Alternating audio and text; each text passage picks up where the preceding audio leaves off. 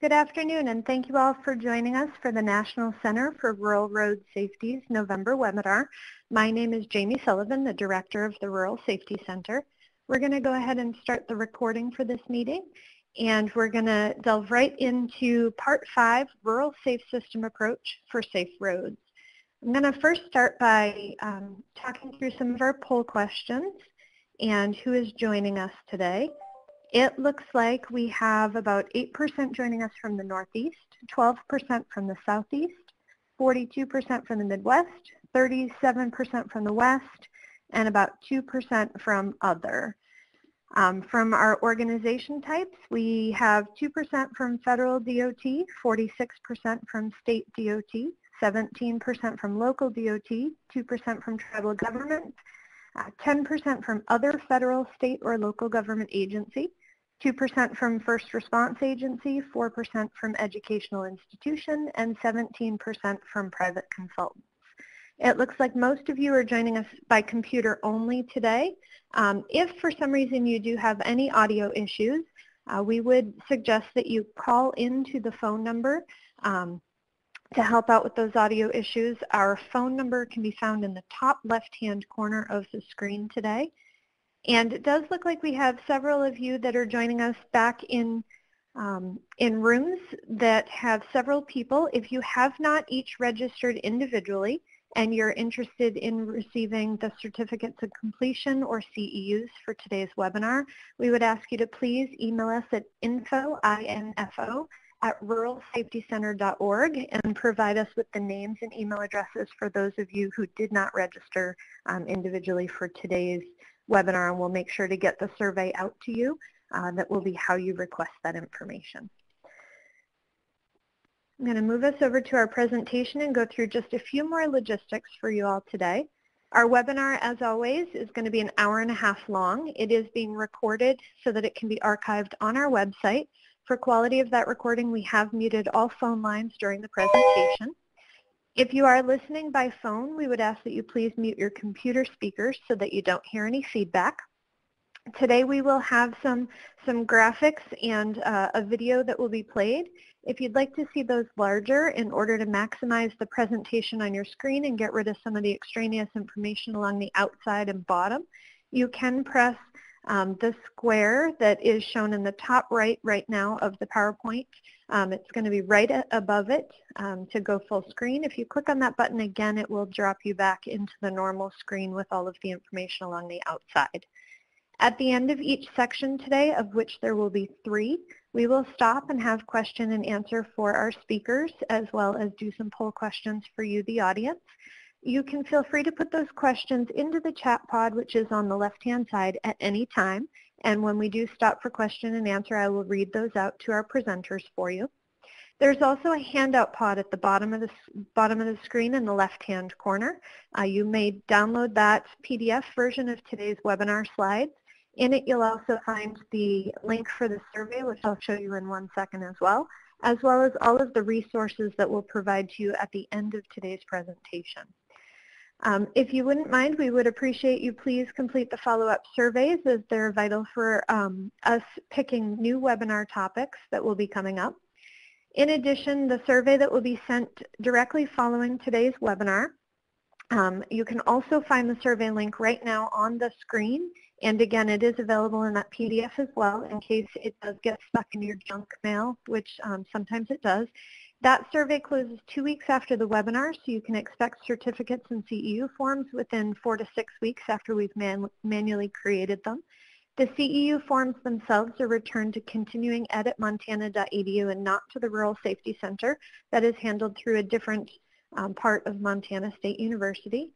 You can also request a verification of completion form from them, which will tell you CEUs that you've received from all of the different trainings or summits that you've requested them from for the Rural Safety Center. For today's presenters, we have 4 presenters that will be talking today about safe roads. Our first will be Dick Albin. He joined FHWA as a safety engineer with the FHWA Resource Center's Safety and Design team in June of 2008. Prior to joining FHWA, Dick worked for 15 years with the Washington State Department of Transportation. and for 6 years with the New York State Department of Transportation. He graduated from the University of Wyoming with a BS in Civil Engineering and is a licensed professional engineer in Washington State.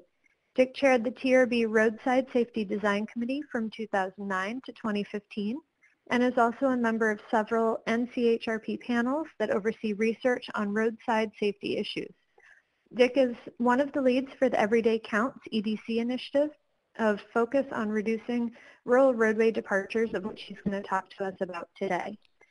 Next, we have Rod Turcho, who is the director of the Alabama Transportation Assistance Program and a professor in the Department of Civil and Environmental Engineering. He has been at Auburn since 2002 and has led the ATAP Center since October of 2018. His interests are in road design and traffic engineering, including pedestrian safety and facilities. Next, we'll have Kathy Gregory speak to us. She is the Executive Director for the 50 Fund, a nonprofit focusing on helping communities become safer, cleaner, and more beautiful. She is an advocate for increased transportation funding and equitable distribution of public resources. And finally, we'll have Duncan Smith speak with us. He is the State Traffic Safety Engineer at the South Carolina Department of Transportation. He proudly served in the U.S. Coast Guard prior to obtaining his Bachelor of Science in Civil Engineering from the University of South Carolina. He is a registered professional engineer in South Carolina and Kentucky. He began working at South Carolina DOT in 2011 in the Aiken County Maintenance, followed by a stint in Roadway Design Support Unit of the Pre-Construction Division, and he served as the Roadway Design Support Engineer. Duncan joined the Traffic Division as the State Traffic Safety Engineer in May of 2019.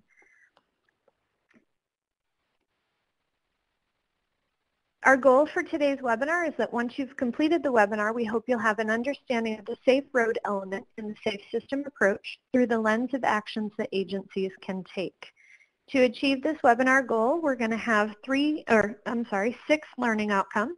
The first is to list how the 4 pillars of forward relate to the safe system approach, to name forward countermeasures that can be applied to create safer roads, to describe the STEP UC model being used to engage historically underserved communities and empower them to advocate for their pedestrian facility needs, to list pedestrian facility improvements that will lead to safer walking environments, to explain the steps South Carolina DOT took to create their Rural Road Safety Program, and to list the systemic engineering solutions used by South Carolina DOT's Rural Road Safety Program. First, real quick before we get started, I do just want to remind everyone about our safe system approach. Again, this is the 5th of a 6-series webinar. Our goal right now is 0. So we want to get to 0 fatalities and serious injuries, and how we get there is through using the safe system approach. That is our framework, and our foundation really needs to be traffic safety culture. A good example that someone explained to me recently is if we consider trying to get to an island using a sailboat, that island or destination is our goal of 0 fatalities and serious injuries. And our sailboat is the safe system approach. It's how we're going to get to that island. But we can't get our sailboat to go unless we have wind. And that is our foundation of traffic safety culture. And so it's very important that in order to get to that goal of 0, we are using positive safety culture, and that we're all in this together and using safety as making safety our priority, and also knowing that we use a collaborative approach and use the safe system approach itself. As a reminder of what the safe system approach is, it's a holistic approach that aims to eliminate fatal and serious injuries for all road users, and has 6 principles, which you can see on the outside of the graphic right now. Those are: redundancy is crucial, death, serious injury is unacceptable, humans make mistakes, humans are vulnerable, responsibility is shared, and safety is proactive. We also have the 5 elements, which you can see on the inside of the wheel: safe road users, safe vehicles, safe speeds, safe roads, and post-crash care. And today we're focusing on that safe road piece. Much of our audience is typically on the engineering and planning side. So the Safe Roads is something that we talk about a lot. Our other 5 webinars have been focused on the other 4 elements, as well as the first one being an introduction to the safe system approach and to safety culture itself. And today I'm excited to have you hear more about how we can use the forward approach, the STEP UC approach, and then also a great case study from South Carolina on how they've put safe system approach into place in their rural areas. And so at this point, I'm going to turn our webinar over to Dick Albin to begin with the forward approach. Dick? All right, thank you. And yeah, so as Jamie said, I'm one of the leads for an EDC effort that we call Forward, which is focused on reducing rural roadway departures. And if you've been on webinars with me before, you probably heard me talk a lot about it. But today I'm also going to be talking about the safe system and how those are interconnected. So I'm going to try to provide some of the wind for Jamie's sailboat. So just a little bit of background. As most of you are aware, every year we have over 35,000 people that are killed on our roads. That number is actually on the low side now because numbers have gone up a little bit in the last couple of years.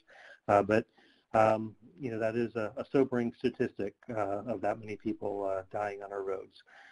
If we break it down, though, you know, we see that it's about a 50-50 split between urban and rural, which, you know, for the rural part of it, that's a little bit overrepresented because less than 20% of people live in rural areas, but that's where 51% of the fatalities are occurring.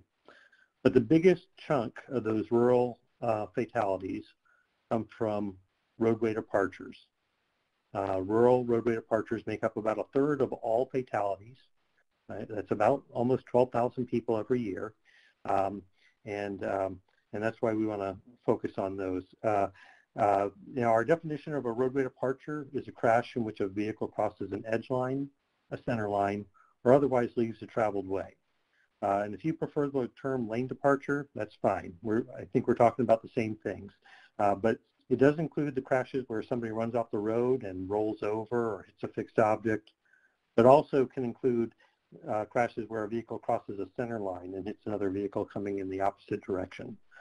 So that's what we're talking about with roadway departures.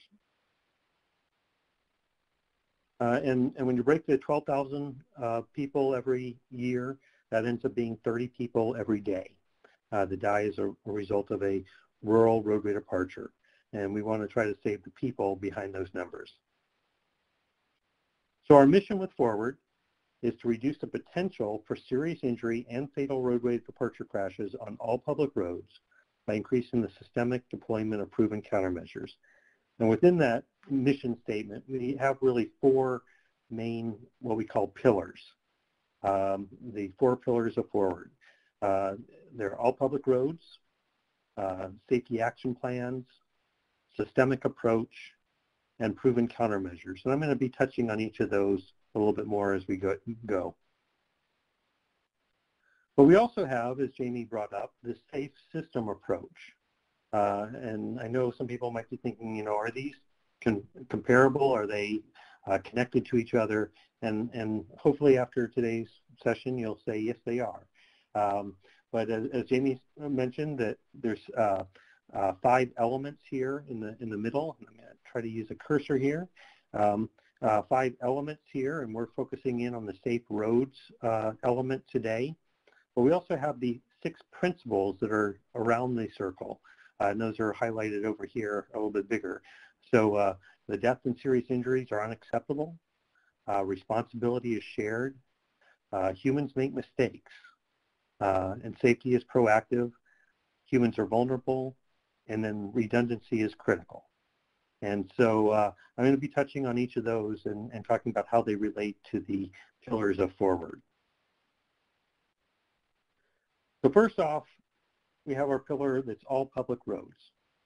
And what we're talking about there is when we look at where these fatal crashes occur, we don't have the best data on jurisdiction and who owns roads in our FARS database. I think they've added a category, but we don't think it's being filled in quite correctly yet. But one of the things we looked at was what are the functional classification of the roads. And the roads that are typically maintained by a state include a state agency, include interstates, principal arterials, minor arterials, whereas roads that are typically maintained by a local agency might be local roads or minor collectors, major collectors. And so when you look at it that way, about 45% of the rural roadway departure fatalities are happening on those roads that might typically be maintained by a local agency.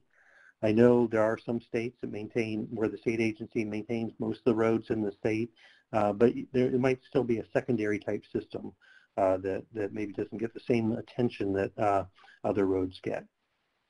So to be able to get to zero, we need to address these other roads. They might be county roads, they might be tribal roads, township roads, but we're not going to get to zero if we don't address those roads as well. So our all public roads pillar, that gets into and is connected to our principle that death and serious injury is unacceptable. You know, we wouldn't accept it on a local road any more than we would accept it on a state road. And then responsibility is shared. There's a responsibility of all of the agencies that maintain the roads to work together to try to make sure that resources are spent in a way that can help reduce the overall number of people that are being killed. So that's our first pillar in connection with the safe system approach. Now, a question that I usually ask everyone, and it's better when it's live and people can raise their hands, but you know, why do drivers leave the road? I think if everyone here thinks back to a time, there's probably been some event where you've been in a vehicle that has left the road for some reason or another. And so why is that? You know, you think about why did you run off the road? Usually it breaks down into one of four categories. It could be something with the roadway. Maybe it's a sharp curve, or maybe the pavement is slick, or something along those lines that resulted in a driver losing control and leaving the road. It could be something in the vehicle failed. You could have a tire blowout, or a couple of years ago there was an issue with ignition switches that were shutting off while you were driving. So something in the vehicle that fails that causes the vehicle to leave the road. It might be that the driver is trying to avoid a different collision. If you're driving down the road and another vehicle crosses the center line and is heading straight to you, a lot of times you might instinctively decide to leave the roadway to avoid that crash. Another example is animal crashes. If a deer jumps out in front of you, instinct kicks in and you might try to avoid the deer and take your chances on the roadside. But the vast majority of crashes have some type of driver error element where something that the driver was doing, whether it be driving too fast or too fast for conditions, or maybe impaired, or things along those lines, where there was some type of driver action that resulted in the crash occurring. Now, when we get into then looking at where do we invest to improve safety on our roads, and we look at, you know, this is just a road system, and you're going to see different crashes. You see the green dots there for crashes that happened in 2014. When we look at where they occur year after year, if we're only looking at crashes, I'm going to add in another year. You can see the red dots are there now. They're in different locations for the most part, different roads altogether. 2016, we added in some purple dots, and you can see those are on different locations as well. 2017, and then 2018.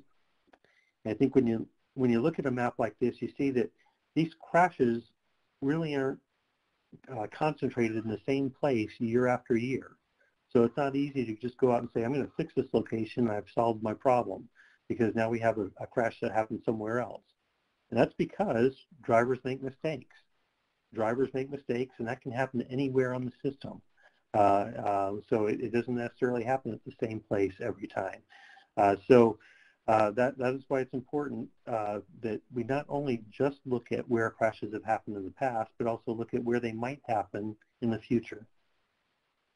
But from that, we get that fatal crash locations tend to be fairly random. Again, they're based on human error for the most part. But the crash types are fairly predictable. You see the same types of crashes year after year when you look at the crashes. You have a big chunk of them are roadway departures, and of those, hitting things like trees or rolling over or things along those lines are fairly predictable. And I'm going to skip that one and come back to it because it's in the wrong order. So, but that leads us to what we call our systemic approach, and that's one of our pillars of forward, the systemic approach.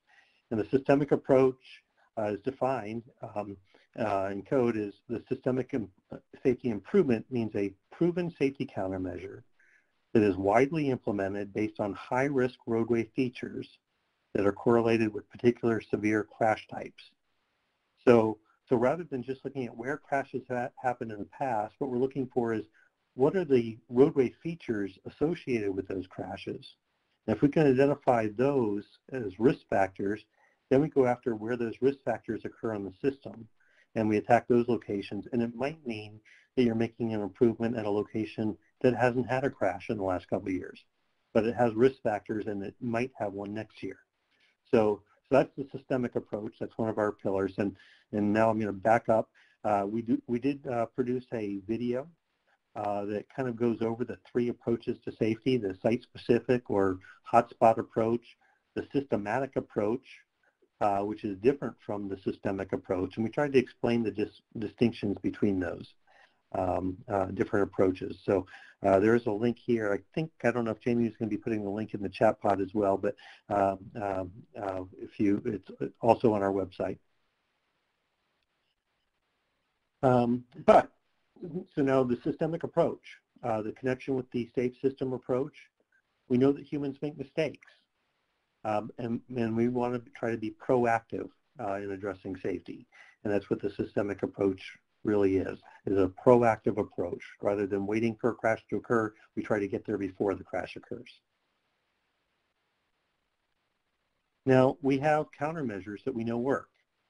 With roadway departure, our first objective is to keep the vehicle on the road.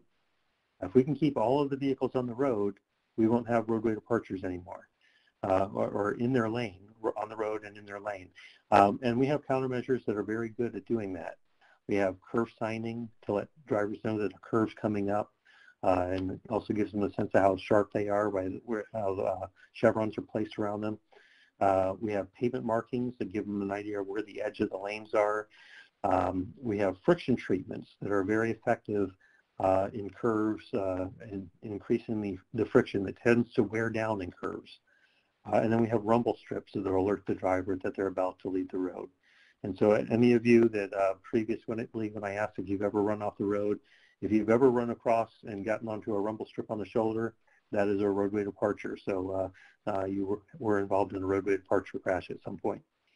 But we know even if we do all of these countermeasures, there are still going to be instances where vehicles depart the lane and depart the roadway. So then we try to reduce the potential for a crash to occur when that happens. And we do that with providing shoulders where they can start recovering, the safety edge so you don't have an edge drop off at the edge of the lane or the edge of the shoulder.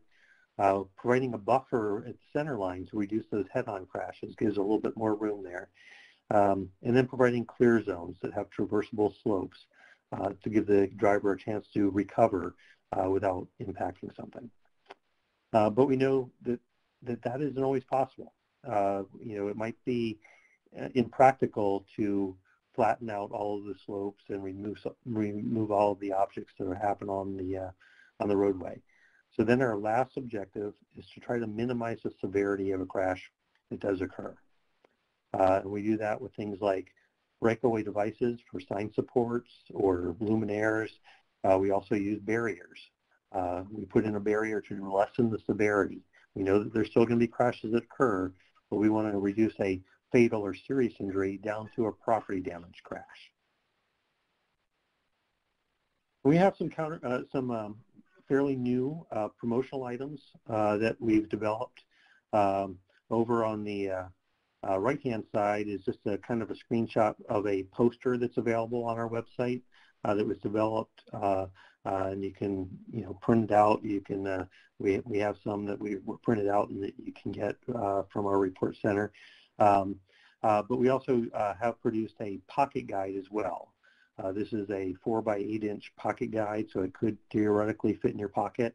It has a table here that gives the different countermeasures, about a dozen different countermeasures, grouped by whether they're keeping you in the lane or reducing the potential for a crash or minimizing severity, and gives you some idea of what types of crashes that those are really the primary countermeasure for.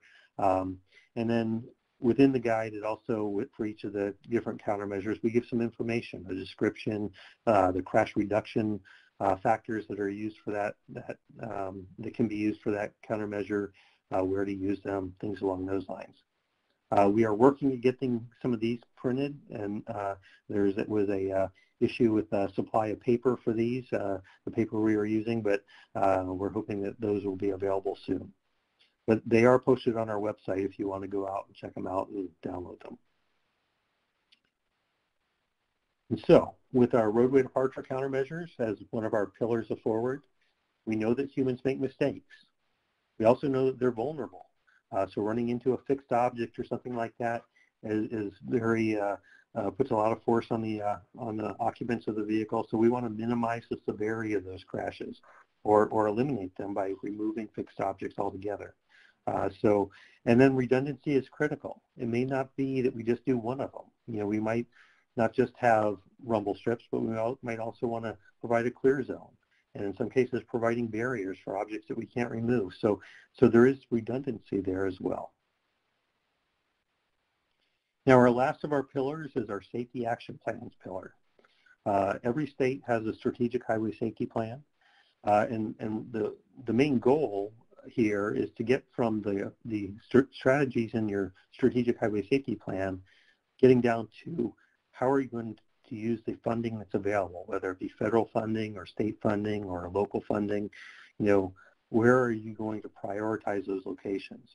And a tool that is very effective in helping agencies identify the priorities is developing a safety action plan. It could be a statewide plan, a regional plan, a local road safety plan, and it could be a plan that's focused on a specific crash type, like roadway departure or intersections or pedestrians. So having a safety action plan really helps prioritize and helps agencies identify where funding is best spent. From a local agency standpoint, it helps them provide justification for grants and things along those lines.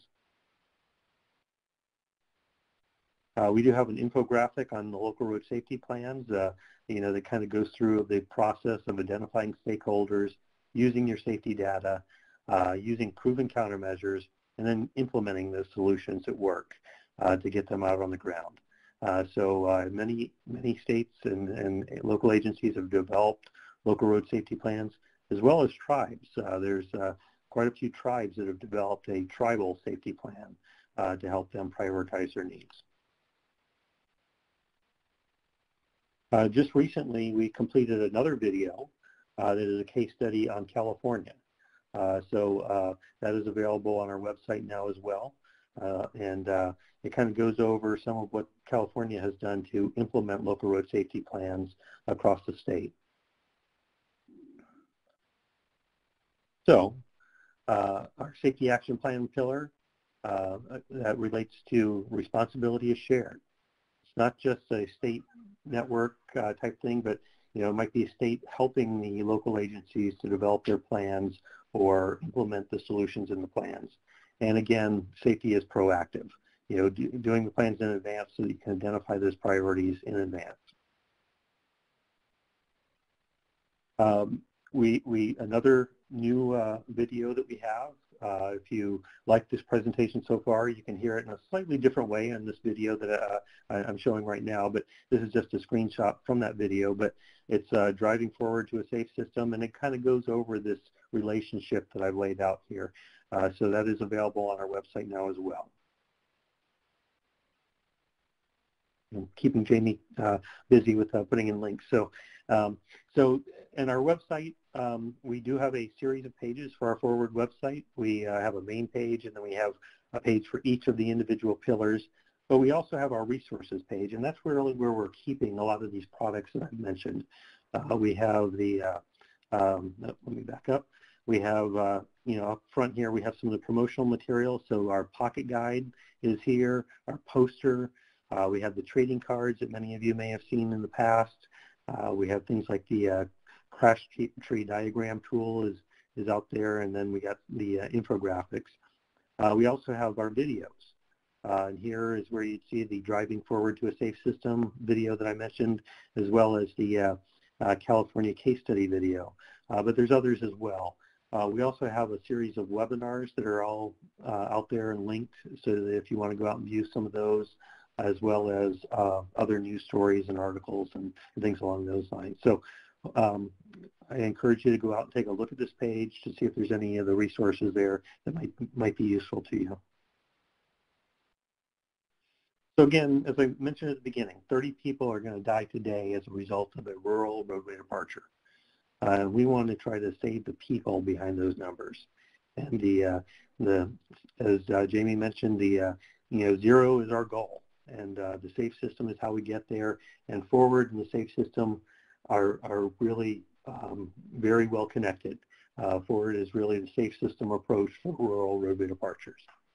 So with that, I don't know if there's any questions we want to cover now, or how I'm doing on time, but I'll hand it over to Jamie. Perfect. Thank you so much. So at this time, we will take any questions you may have for Dick. You can put those in the chat pod on the left-hand side. I am going to move us over to the poll question, and I did also want to let you know I put all 3 video links into the chat pod, as well as the link to the forward resources. And again, all of those are available in the PDF handout in the bottom left-hand of your screen as well. So we do have 3 poll questions to ask our audience. Our first one is, which of the following demonstrates how the 4 pillars relate to the 6 safe system approach principles? For proven countermeasures, humans make mistakes, humans are vulnerable, and redundancy is crucial. For the systemic approach, humans make mistakes and safety is proactive. For safety action plans, responsibility is shared and safety is proactive. For all public roads, death, serious injury is unacceptable and responsibility is shared. All of the above, none of the above. Our second question for you is an open-ended question. We're hoping you can please list a few of the forward countermeasures that can be applied to create safer roads. And then for those of you who have joined us for webinars before, you know that we typically ask a challenge question for each of our sections. So you'll hear this 3 times today. But from this particular section of the webinar, what is one action item you'd consider implementing in your jurisdiction? We encourage you to write it down at your desk, but if you'd also like to share it here in the poll pod, we'd love to see some of your answers as well. We'll give everyone just a few seconds. And again, if you have any questions for Dick, you can put those over on the left-hand side in the chat pod.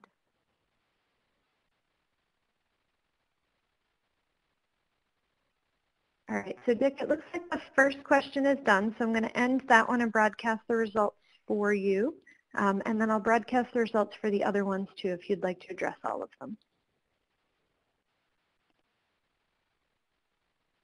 Okay, yeah. So on the first one, we talked about the relationship with the 4 pillars, and the A, B, C, and D are all correct, so that would be all of the above. So it looks like just about everyone got that one. So very good. Yeah, and as far as the countermeasures, we got rumble strips, safety edge. So rumble strip shows up a couple different times there. Curve signing, widening shoulders, so very good. And again, those are all things that we know work. We've got the studies and the crash modification factors, crash reduction factors that go along with those. And the challenges that I see there from the section there, so safety action plans, I saw that one. Safety edge and clear zones, improving sight distance, looks like that was in there as well. Let's see, improved markings, more consistent management of decision, sight distance for drivers. Okay, very good.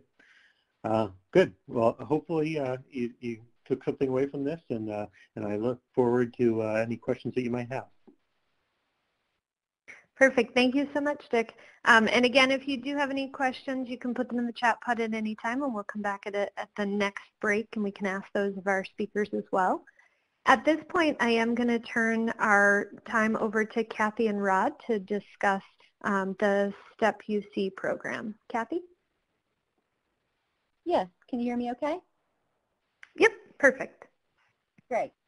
Okay. So I just want to start out by saying that the Safe Transportation for Every Pedestrian in Underserved Communities, or STEP UP, is a collaboration of the Federal Highway Administration, the Alabama Department of Transportation, the Alabama Transportation Assistance Program at Auburn University, and the 50 Fund. And so for my part, I want to focus on the 50 Fund.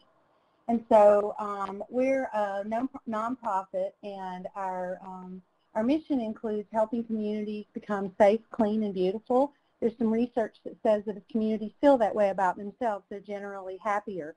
And we focus on communities that are under-resourced. You might call those underserved, under-engaged, under-funded. All those are true, however you refer to them. And through that work, we quickly moved to a transportation safety initiative, and we call that initiative Stay in Your Lane.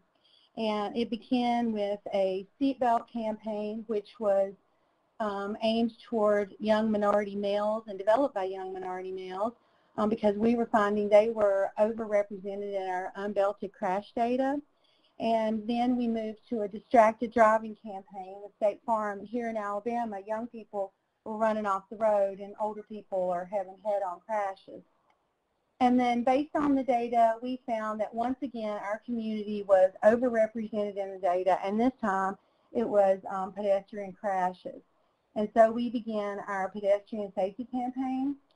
And so we've been doing this for, I guess, about 10 years. And one of the things that we learned, or actually three of the things we learned, is that in order to make real change in communities, you really need three things. You need that technical expertise, and in this case, it would be our transportation engineers and planners and people with pedestrian expertise.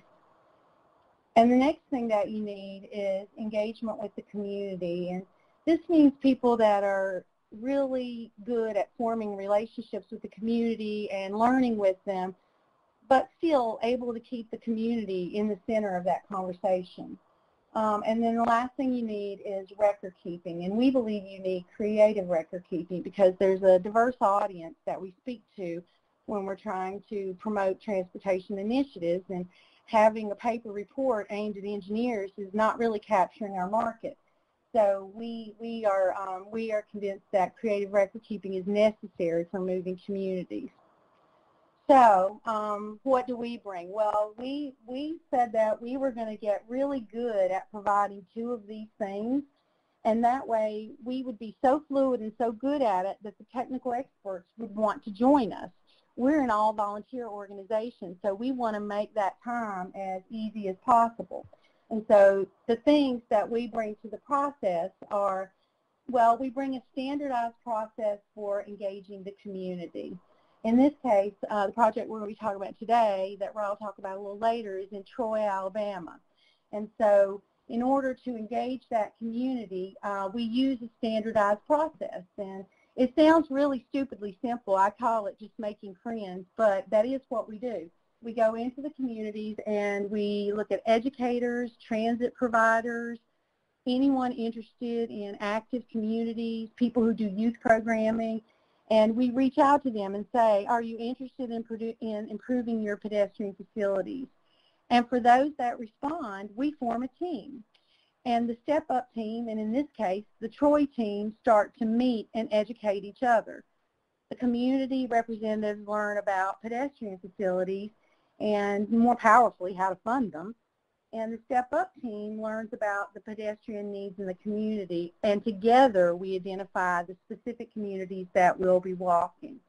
And a lot of times we learn things as professionals that we may not have known before. In Troy, we really got a lesson on how transit has to flawlessly integrate with pedestrian facilities in order to be able to really move people in the communities that we focus on. And then another thing that we bring is we bring a standardized document for how to create condition assessments and how to make recommendations for them. And in this case, it's going to be the walk-around guide. So this is a standard tool that we use to walk around, and it has some educational components in it, but mainly it's an assessment tool for looking at their facilities. Then the next thing that we bring is we bring this creative process for record keeping. As I told you before, I believe that our reports should be like visually appealing and easy for stakeholders to promote our work.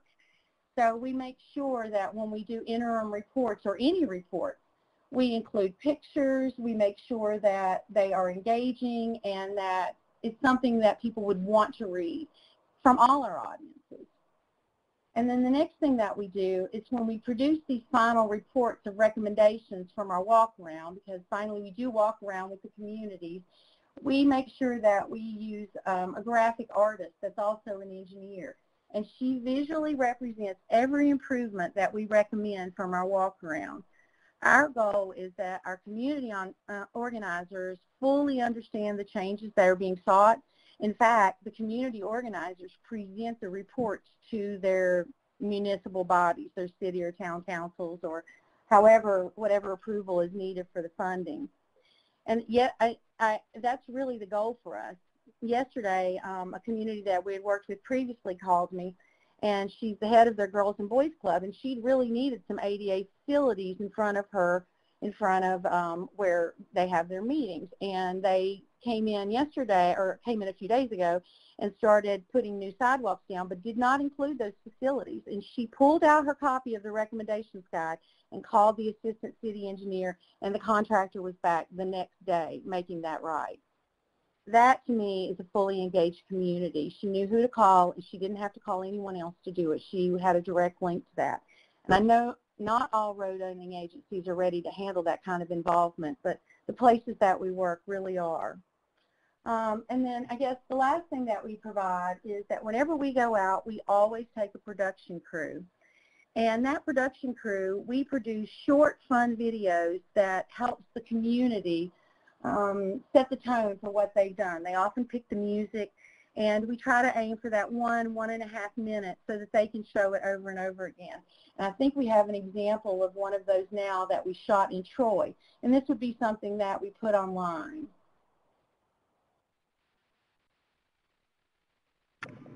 Kathy, I'll just ask that you mute while the video is playing, and we'll get started here in just a second.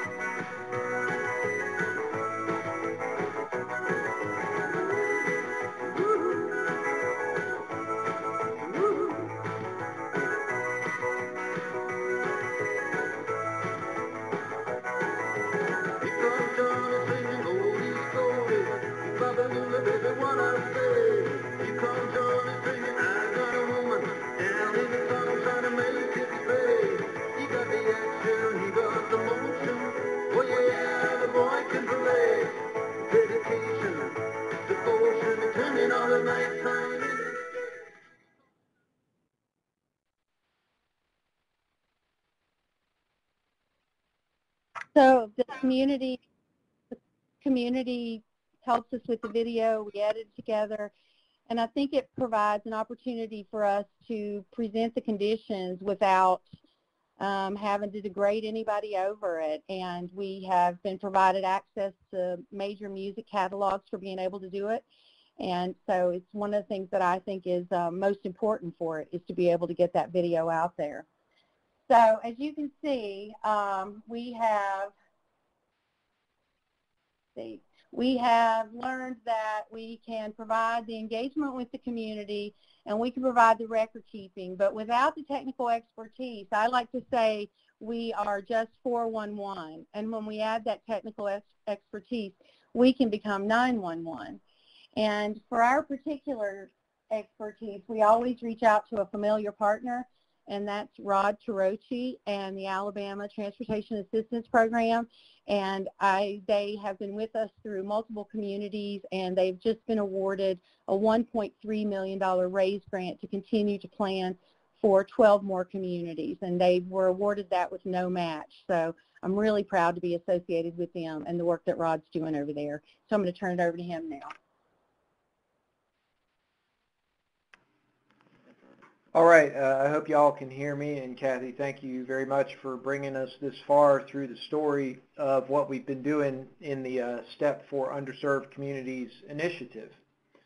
So just to talk a little bit more about ATAP, or the Alabama LTAP Center's role with this effort. The mission of, I think, really any LTAP center is primarily to provide training and technical assistance on transportation issues for local governments and others, but particularly for municipalities and counties. And a focus on safety, I've always thought is important, and in my 3 years of involvement in this role with the LTAP Center, I've really tried to raise the profile of the center on safety issues, particularly with pedestrians and with roadway departures, because those are two areas where here in Alabama I think we can do better. As you all probably know, the increase in pedestrian fatalities over the last decade or so has been pretty disproportionate to the overall increase in traffic fatalities, as you can see by the numbers here. So that definitely highlights that improving pedestrian safety, and part of what needs to be done is providing adequate infrastructure to do that, is a pretty high priority in the road safety community that all of us are part of. So as part of our efforts to increase our focus on safety and community engagement, we've worked together with the 50 Fund, since part of their mission is to improve the safety in communities, particularly with their history of working on various transportation safety culture initiatives. To develop this STEP for underserved communities model that we'll see here in a couple of minutes is intended for others to be able to use as well. But we'll go ahead and finish the rest of the story about what we've been doing over the last several months in Troy, Alabama. Another item that Kathy mentioned is connections to transit. Sidewalks, of course, are typically the connection point to transit. And in these types of communities, for many people, access to a motor vehicle is not reliable or even not existent. We've got a lot of relatively pedestrian and transit captive residents in these areas. So their need to connect the transit for their trips, whether they're for work trips or running errands trips or medical facility trips, etc., is pretty well known by the transit providers, including the system there in Troy. So the accessibility shortcomings of their customers that are trying to get from their place of residence to being able to board the bus are pretty well known at that point. And the pedestrian facilities to get people from their door to boarding the bus are often the weakest link in the chain of their total trips on those days. Kathy mentioned that our sort of model that we've developed that we're learning about here was done in Troy, Alabama. So the question is, why Troy? Well, Troy has a long history of dedication to transit. It's a city of about 20,000 people and has a pretty robust transit system for a city of its size. And again, the accessibility shortcomings in their area, which exist in any of these communities really, were well known.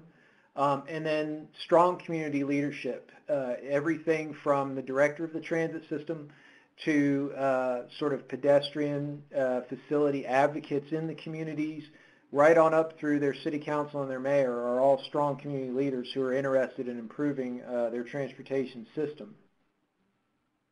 And the step-up model that we're learning about here should be able to work, we hope, in any community, but we were particularly focused in these communities that may not have had their fair share of infrastructure development over the years. And as a matter of fact, in a lot of these communities, and this is not unique to Troy, but really anywhere you look, particularly communities that are anchored by public housing authority properties, their pedestrian infrastructure has not been updated for the most part in decades. So the improvement needs were pretty easy to identify, and Troy was a great partner in developing this model that we hope other communities can use. So in terms of what has come out of this effort that we've been talking about so far, what are the products? There are several that Kathy mentioned earlier in terms of the engagement guide, which is a template for how communities can do their outreach and identify their facility improvement needs. She also mentioned a walk-around guide, which essentially is something that can be taken with folks as they walk around their communities and marked up in terms of noting the condition of the infrastructure at their intersections, along their roadways, at pedestrian crossings, etc. So after the walk-around, a walk-around report is produced. And that walk-around report, here's a sample of a page from it, but really the walk-around report documents the where, the when, the who, the how that this effort was done, and provides some sort of purpose and background statements for the walk-around, as well as observations from the walk-around itself, where the pedestrian infrastructure facilities could be improved to complete gaps in the system, to take care of segments that have not been touched in a while, to bring ADA compliant upgrades. There's still a lot of locations where that hasn't happened yet. So what we're looking at here on the right side of this slide is an example of one page from a report that's several pages long, looking at a particular location in that community that was walked and documented as part of the walk-around effort that you saw the video for a couple of minutes ago. And here it shows essentially at the top of that page the current condition, and in the bottom that graphic artwork that Kathy mentioned earlier to show here's what it could look like. In this case, it's an intersection where crosswalks could be installed and associated signage, as well as adding a sidewalk on the other side of the street here at this particular location. And obviously everything should be ADA compliant when that happens. So these reports and products that Kathy mentioned some of, and I've just added a couple to the list, will soon be available for other communities to use as a model on the ATAP website. The goal is to have that before the winter holiday period available for others to use to access this community engagement guide, the walk-around guide itself, as well as these reports that have come out of the 2 communities within Troy, Alabama that we've worked in, so that other communities that would like to do this sort of street-beating level of community engagement right on through planning and ultimately design and then construction of the facility improvements will have model documents to look at, as well as several videos such as the one that Kathy showed earlier that I see the link was dropped in the chat box for. So all of that information will be available soon on the Alabama LTAP Center website.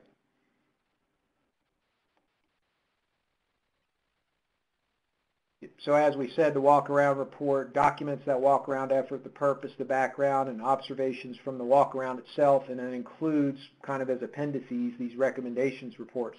So it really takes a team of committed folks, in the case of what we've done with Troy, between the nonprofit and the LTAP Center, to have the community engagement and the communications and the art tools, as well as the engineering side of the house, to really come up with essentially a plan for how the pedestrian infrastructure could be improved in these communities. So that about wraps up the presentation that we've had at this point. So I guess, Jamie, we'll turn it back to you in terms of how you would like to manage questions. Perfect. Thank you so much. So again, I'll remind everyone that we have the chat pod on the left-hand side. There are a few questions over there already that we will ask our speakers, but if anyone has any others, please feel free to drop those in there. Before we get to those, we do have a few poll questions for our audience. The first one is a true or false question. The STEP-UC model is a standardized process for engaging the community using a walk-around guide for communities to assess walkability, true or false. Our next question is example pedestrian facility improvements that lead to safer walking environments include crosswalks, pedestrian crossing signs, curb ramps, sidewalks, all of the above or none of the above. And then again, we have our challenge question for all of you. From this section of the webinar, what is one action item you'd consider implementing in your jurisdiction? Please jot it down at your desk, and then if you're willing to share it, we'd love to see it over in the poll question. So we'll give everyone just a few minutes to go ahead and fill those out. In the meantime, Kathy, I'm going to ask you our first question while they're all busy filling out those questions. The first one is, I might have missed this, but it seems like you're conducting walking audits for communities. Is this a free service? Not only is it a free service, but normally the nonprofit offers up to 20% match for any kind of project we may be working on. The next question that we have for one of you is, some of the increase in pedestrian fatalities seems to be due to increased prevalence of large SUVs and trucks on the road, more likely to cause death in a pedestrian crash. Is there a countermeasure that can address this?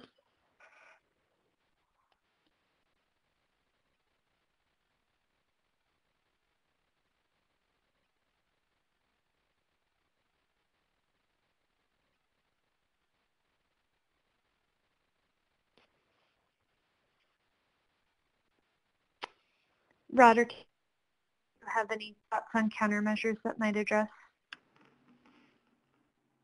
the large SUVs?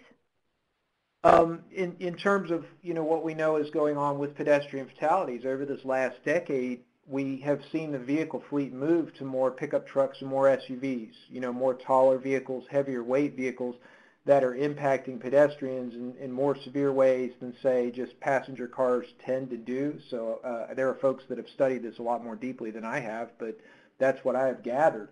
In terms of countermeasures, I don't have a silver bullet suggestion. Maybe somebody else does.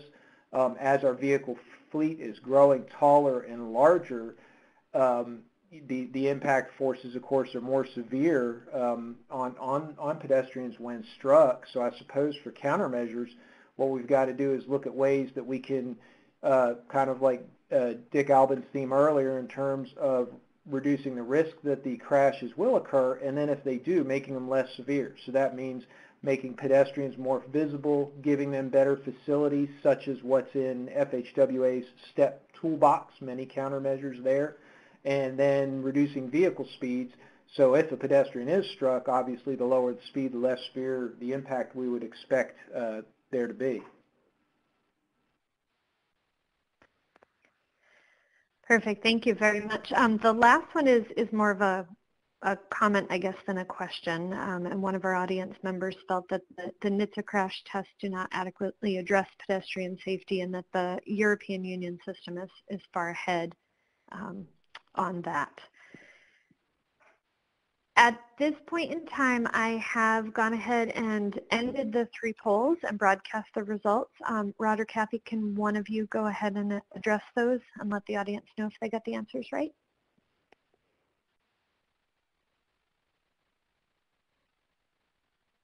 I guess I'll jump in here, and when 100% of people feel a particular way on something, we sure hope everybody is right. So in terms of the model that we've learned about here over the last 20 minutes or so, being a process that folks can use to engage their communities and assess maybe not just walkability, but the condition of their pedestrian infrastructure, I like true as an answer there. And then on that next item, in terms of example facility improvements, I'll go with all of the above as well. And there are many other possibilities even beyond what fits in a compact multiple choice question. That's, again, another opportunity to refer to the Federal Highway Administration's STEP, or Safe Transportation for Every Pedestrian initiative that they've had going on under the Everyday Counts program for about 3 or 4 years now. There are many other countermeasures that they also mentioned in there as well. And one last question. I believe that you mentioned this already, but there's another question in the challenges about this. The walk-around piece and the copy of your checklist, is that available already on your website? Is that something that people can get a copy of? We plan to place all of that on the Alabama LTAP Center or the ATAP website, and it's under construction, I guess we'll say, but the goal is within the next couple of weeks or so to have all of that out there. Okay, perfect. Thank you. And another question came in about these slides and the previous webinars be available afterwards. They will. They're all available right now on the ruralsafetycenter.org website in our archive training page, other than this one that's currently being recorded. This one and the PowerPoint slides will be available within the next couple days. And then once Rod has his website ready as well, we can also link to that as well. At this point, I am going to turn us back over to our presentation. So thank you, Kathy and Rod, for talking about this step up process. And at this point, I'm going to turn it over to Duncan so he can talk a little bit about South Carolina's Rural Roads program. So Duncan? Good afternoon, everyone. I think a lot of the stuff that I'm going to talk about, Dick already hit, but this is going to kind of focus in on kind of how we've taken a lot of the things we learned from him through the years and made something out of it. So just a few facts to get things started. Some fun and not so fun facts. We've the 11th smallest state, 24th most populous, with 2/3 of the state is forested, and we have the 4th largest state-maintained roadway system. And the not so fun fact is our roads are the deadliest in the nation.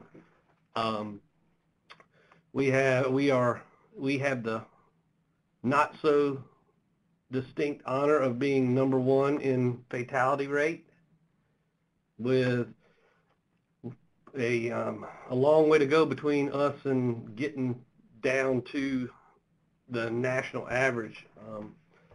So we look at typically a little over 1,000 fatalities a year. So we've got to get rid of 350 in order to even, get down to the national rate. So we got a lot up against us. Oh, sorry. I just realized I was using my wrong screen. I apologize to everyone for that. So here's where I was. All right. So when we looked at this, we've got a whole lot going on in South Carolina. We're trying to figure out what we need to do to move the needle, and our rural rates are high. Obviously, number 11 in the nation, 9% above the average rate, and then fatality rate involving trees is, that's number 1 for us. So what we learned as we were digging through the data is that 56% of our fatalities were occurring on our rural roads. And in the 5 years that we looked at, the 5-year snapshot, we had almost 7,000 fatal and serious injury crashes. And so one of the things is, our rural roads are secondary, or not just the secondaries, but for South Carolina, that's our interstate routes and our primaries and major routes as well. Although we do have an interstate program, we didn't have something in place to work through these other rural locations. So as I said, most of them are rural major routes. 563 interstate routes, 2,000 plus U.S. routes and SC routes, and then 72 miles of secondary with 5,000 total. And so what we're trying to do is, all right, how do we capture this? How do we go after such a big problem in such a big area? And what we decided to do was just to kind of keep digging down the data. And as we moved through, we found that, you know, here was this 46% was a big chunk of where these roads were, and it was only where the injuries were, but it was only a small number of the mileage, or a smaller number. So we started in on that, and then as we continued down that path, we were able to dig. We were able to get it down to, you know, 68% of the volume was on 17% of the roads. And that's where we were having the most fatal and serious injury crashes. And so to kind of try to understand a little bit more about the issue we had,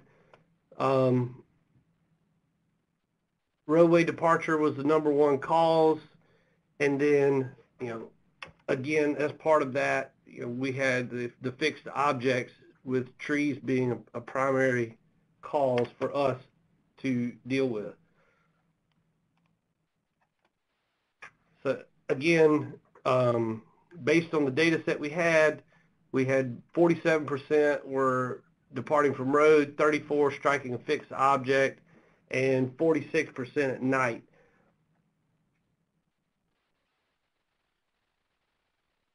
So with a problem this big, what do?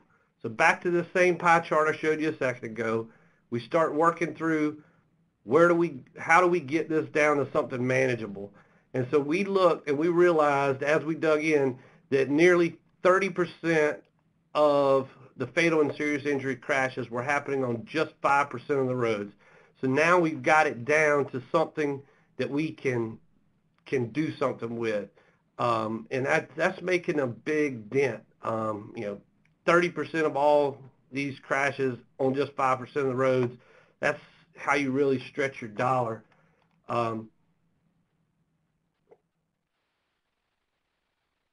then speaking of dollars, that gets us to, you know, our next point is how do we fund it?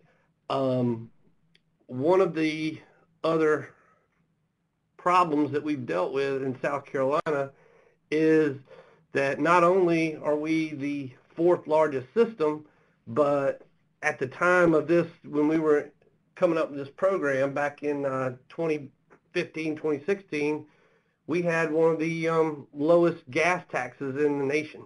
No one had, we hadn't had a gas tax increase since 1984.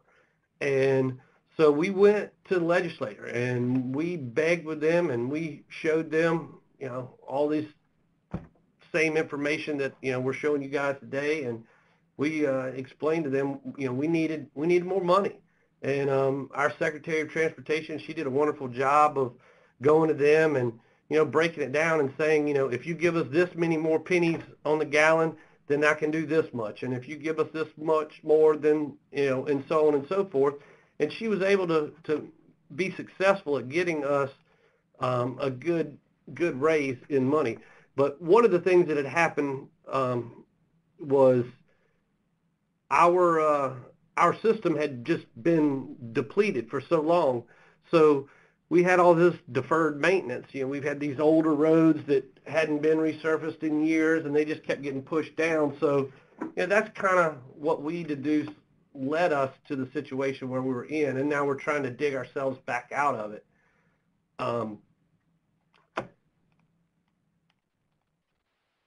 And again, you know, I mentioned this before, just kind of repeating some of this data as we go through. This is some of the same information that we presented to our legislative partners in trying to get them to support us and get us where we needed to be funding-wise. And again, the 30% on 5% is just, that makes it real easy for them to understand. And so that led us to our funding, and we got the money we needed. We got a 10-year program with $50 million a year, and that started then in 2017. We had an engineering directive written by our upper management, and we're able to use that. And this directive, I'll post a link to our website, and I'll talk about that at the end. But this is the criteria for how we selected the routes and how we narrowed it down to the ones we were going to use in this project. So we've got our money, we've got our roads, and now we've got to try to figure out, all right, what are we going to do? So we wanted to go with obviously with a systemic engineering solution, and what we did was the first step, we kind of call it like a two-tier approach, where step one is to try to keep people in the road. We've got rumble strips, wider and brighter pavement markings, guardrail, and high reflective signs and panels. And then the next thing is, okay, once they leave the road, what are we going to do? And that's where we got the wider shoulders. We paved 4 foot of shoulders and beveled in pipes, clear zone, and relocated ditches. So now we've got the ideas of, all right, these are the countermeasures, this is what we're going to do. Now how do we start doing it? Well, we divided that list of nearly 2,000 miles, and we put it into 3 buckets. Bucket 1 is what was projects that we looked at that we determined we could handle in-house with strip maps.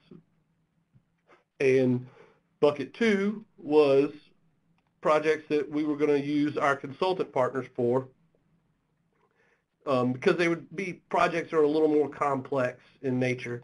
And then bucket 3 were some that we needed to get some more information on. So we got our survey data in, and we use that to help us pick what type of projects were going where. We started out 2018, we had 80 miles gone to consultants. Then we turned around the next year and got another 100 miles to the consultants. And the big things we were doing on a lot of these is just trying to decide how to treat the roadside hazards. As Dick mentioned earlier in his, do you protect it? Do you, shield it, fill the wetlands? So those were a lot of the hard decisions, and that was the ones that we got our consultant partners in on. And then, we had a very robust public involvement process. It's been kind of a double-edged sword for us. The public involvement process has. There's been situations where we've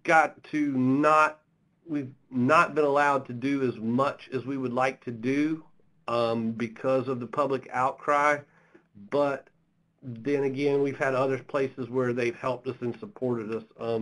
As some of you may face in your own state, in South Carolina, folks really love their trees. They have an affinity for trees here, and trees are one of our #1 problems with roadway departure crashes. So yeah, we're at a little tough stalemate there, but we're still focusing on some of the other countermeasures that help us get through the same results.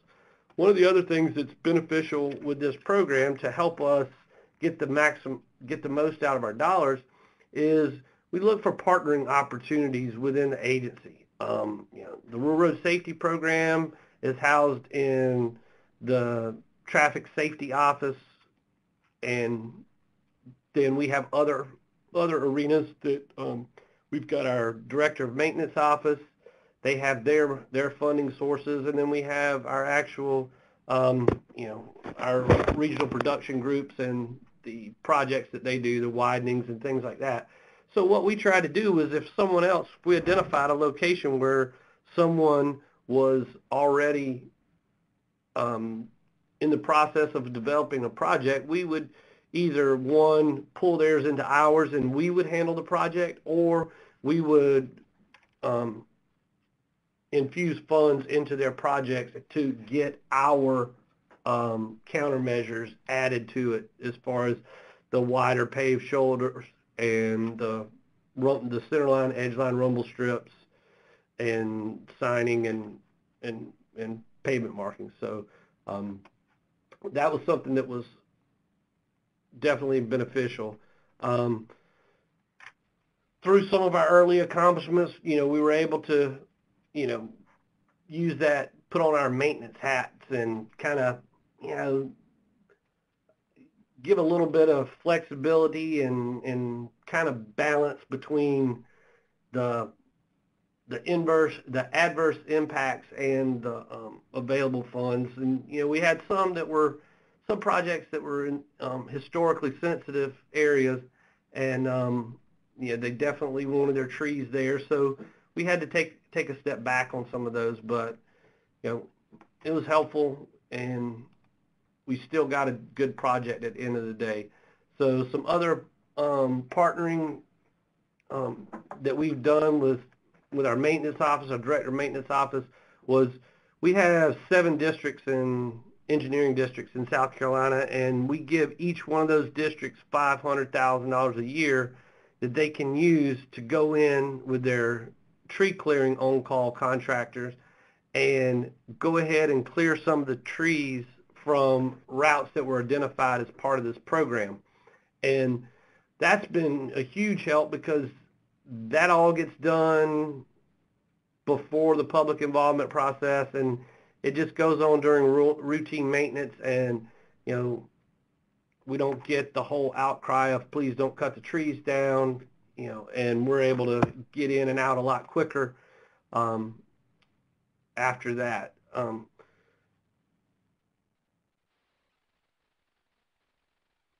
So this I guess that picture didn't show up. Well, here's an after of this was one of our projects. Here's another location. This is before what it looked like, and here's what we had afterwards. This is, you know, this is our crews coming in and how we're extending that paved shoulder.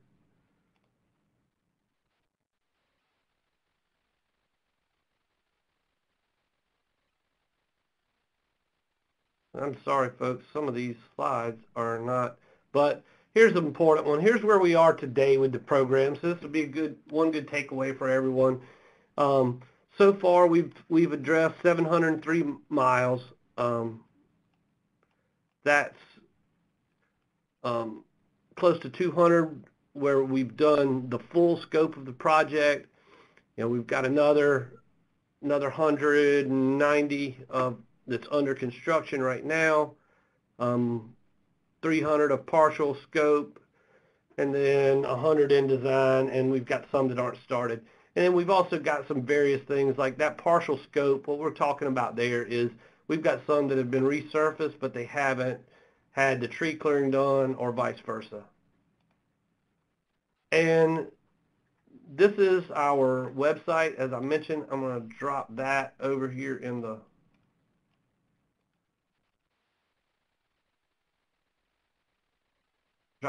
chat pod for you guys.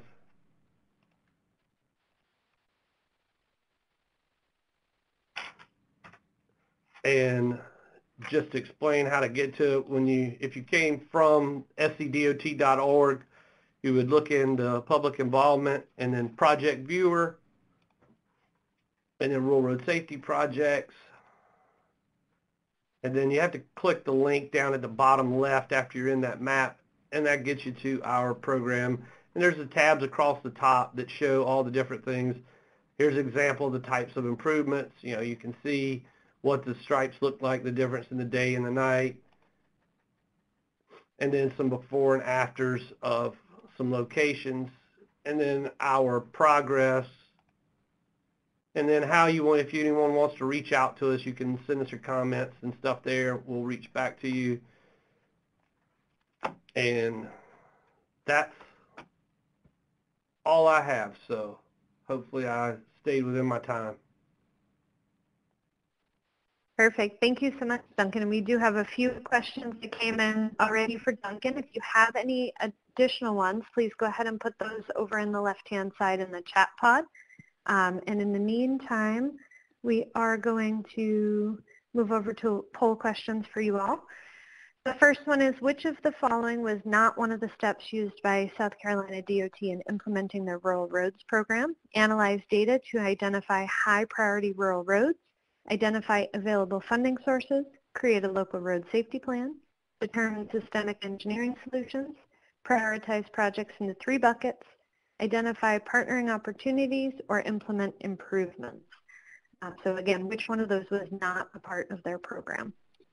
And then our next question is, what were some of South Carolina DOT's systemic engineering solutions for keeping vehicles on the road and giving an opportunity to get back on the road?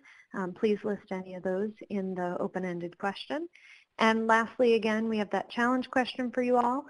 From this section of the webinar, what's one action item you might consider implementing in your own jurisdiction? Please jot it down at your desk, and then if you'd like to share it in the poll pod, we'd love to see it. So Duncan, we have a question that came in for you. They were curious as to why you have guardrail under keeping vehicles on the road. It says, unlike signs or pavement markings that provide drivers with positive information to stay on the road, I see guardrail as a last resort for people who run off the road.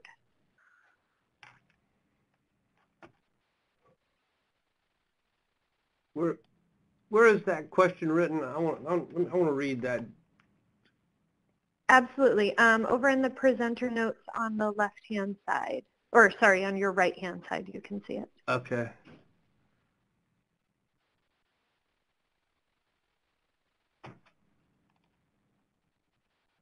Did you find it? Yes, ma'am, I found it. Okay. I'm just trying to make sure I understand the wording on that question.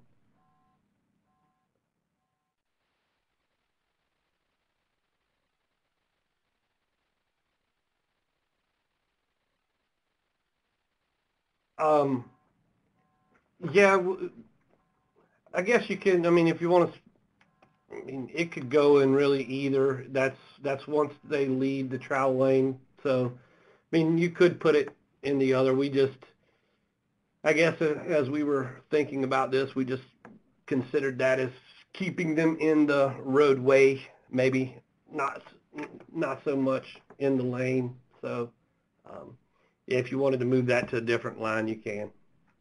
But it's still trying to reduce the severity of the crash.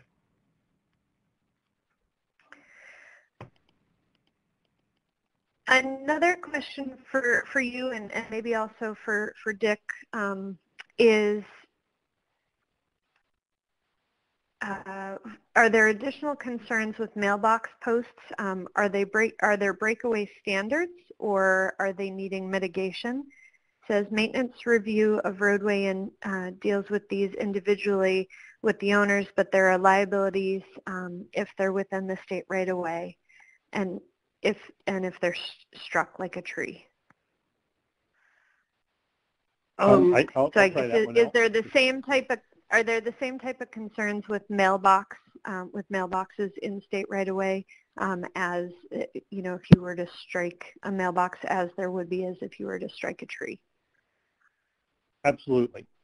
Mailboxes can be pose a significant risk, mainly because the mailbox themselves, whether it be a multiple mailbox, you know, they're on a 2x6 or on a single post, a single mailbox on a post, those are right at windshield height. So when a vehicle hits it, there's a tendency for it to want to come in the vehicle. There have been mailboxes that have been designed to be crash-worthy and tested to be crash-worthy. In the roadside design guide, there's a whole, there's an appendix and a chapter on mailboxes in the AASHTO roadside design guide. And in current language, the MASH testing, all of you that are familiar with crash testing and whatnot, MASH is the new standard for crash testing. Most of the testing that's been done on mailboxes has been done by the Texas DOT, Texas Transportation Institute, and they've tested quite a few mailboxes at this point. Thank you, Dick. Another question for all of our speakers, whoever would like to address this, is that reducing speeds to tolerable levels is the vital element for survivability. Can any of our speakers talk about treatments to reduce speeds following the safe system principles?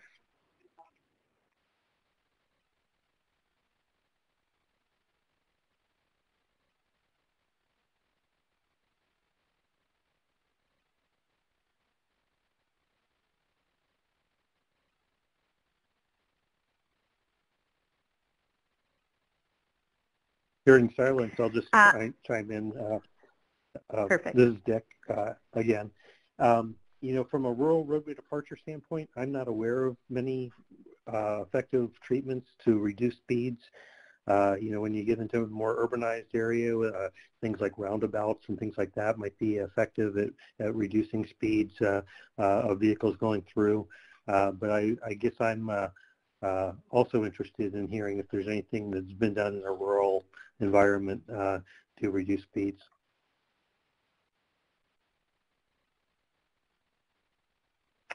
And Kathy and Rod, did you guys come across any countermeasures that you put in during your after your walkability assessments that may also help with the speed part of separating road users from the speeds of vehicles?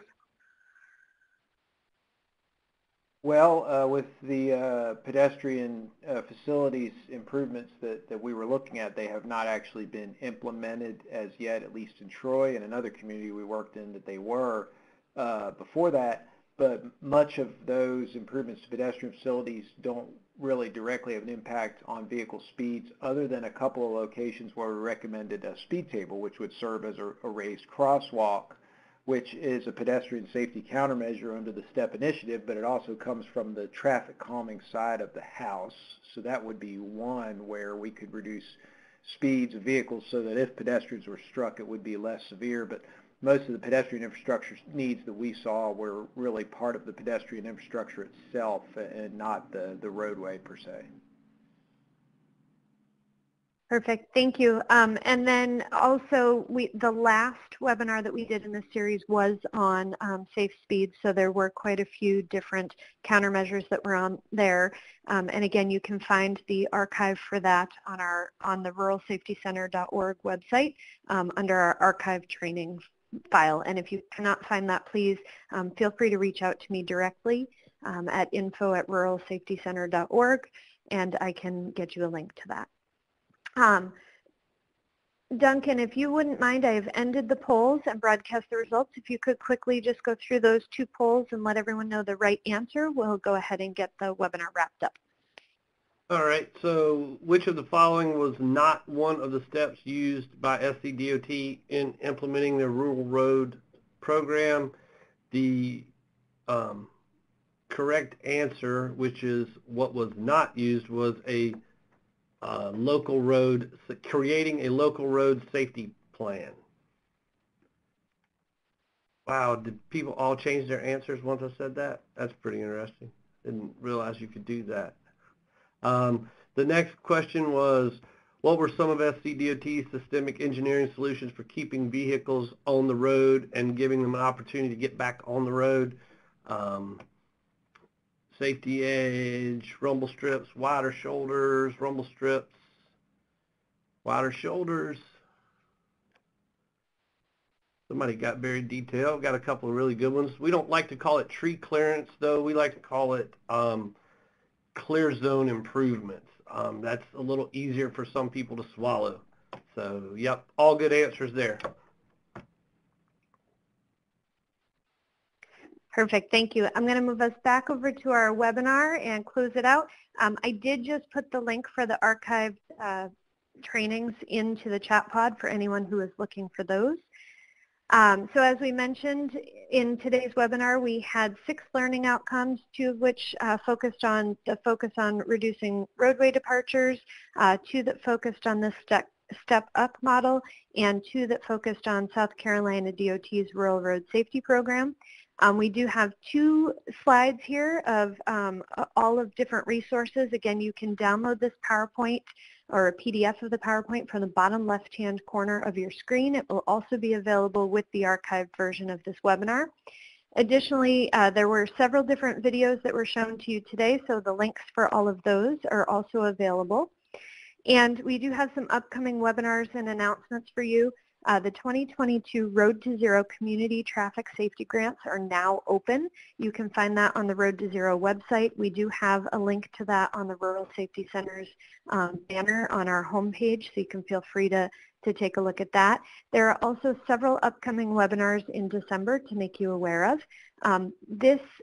Tomorrow, actually, December 1st, FHWA's Office of Safety will be doing a webinar on their local and rural road technical assistance program from 1 to 2:30.